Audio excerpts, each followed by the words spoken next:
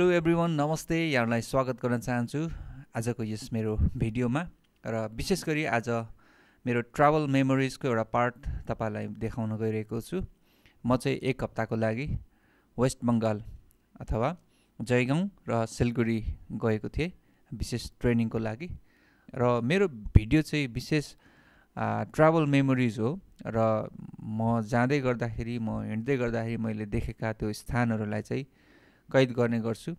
सोही अनुरूप जयगाउँ र जयगाउँ वरिपरिका दृश्यहरू अनि मैले रेकर्ड गरेको छु। धेरै त छैन, थोरै थोरै छ। त्यही पनि यो चाहिँ मेरो एउटा ट्राभल मेमोरिजको एउटा सिरिज छ युट्युबमा। त्यो चाहिँ एउटा ट्राभल मेमोरिजको डकुमेन्टेसन मात्रै गरिरहेको हो। अरू विशेष यसको उद्देश्य केही पनि छैन। म जुन जुन ठाउँमा जान्छु त्यो ठाउँको केही दृश्यहरू मैले क्यामेरामा कैद गर्छु र त्यसलाई चाहिँ मैले यसरी युट्युबमा हाल्ने गरेको छु। तपाईहरुलाई राम्रो लाग्छ भने कमेन्ट डाउन बिलो अनि केही सल्लाह सुझावहरू छ भने पनि तपाईले राख्न सक्नुहुन्छ। धन्यवाद।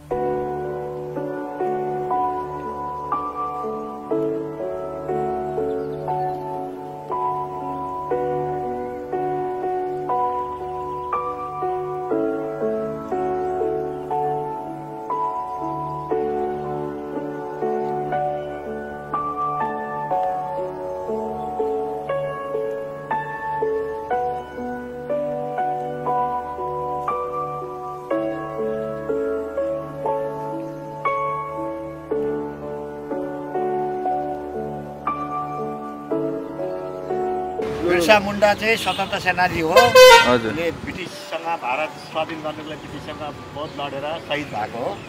त्यसले गर्दा अहिले पनि उसको 1857मा जन्मेको हो, 1900मा ऊ शहीद भएको हो।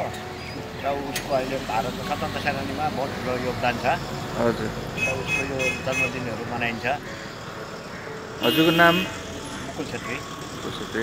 हजुर यहाँ बसोबास गर्नुभएको त धेरै पुर्खादेखि? पुर्खैदेखि 3 पुस्ता भइसक्यो। यो ठाउँको नाम त के भयो? बाग्राकोट। यस, यहाँ केही विशेष केही त्यस्तो पेसाहरू छ यहाँ? विशेष चियापत्ती नै। दुर्गा मल्ल आजाद हिन्द फौजको स्वतन्त्र सेनानी हो। हजुर। ऊ पनि भारत स्वाधीन गर्नको लागि शहीद भएको हो, फाँसी दिएको ब्रिटिस सरकारले। हजुर। ऊ चाहिँ गोर्खा हो। ओके। उसको पनि स्वतन्त्र सेनानीमा बहुत ठुलो योगदान छ।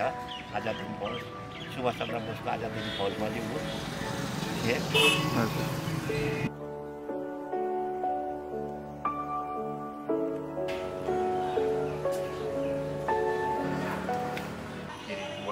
फेरि पकाएर पड्काउनुपर्छ।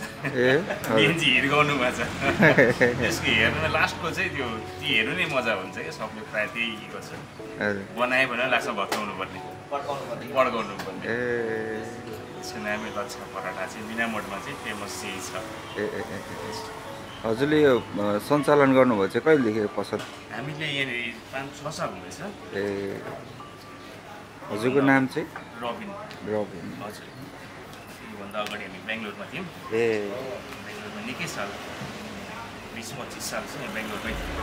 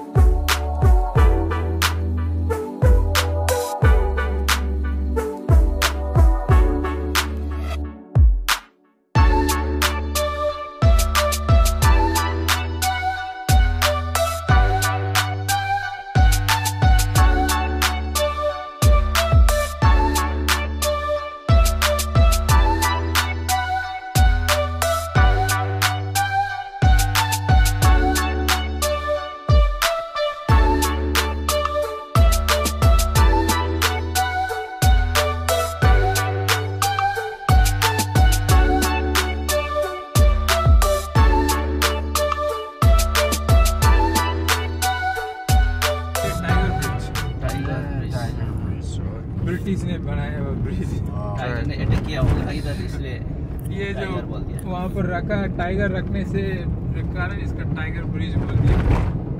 लेकिन ब्रिटिश ने टाइगर ब्रिज तो नहीं बोला इसको, लोग नाम दिया है उसका।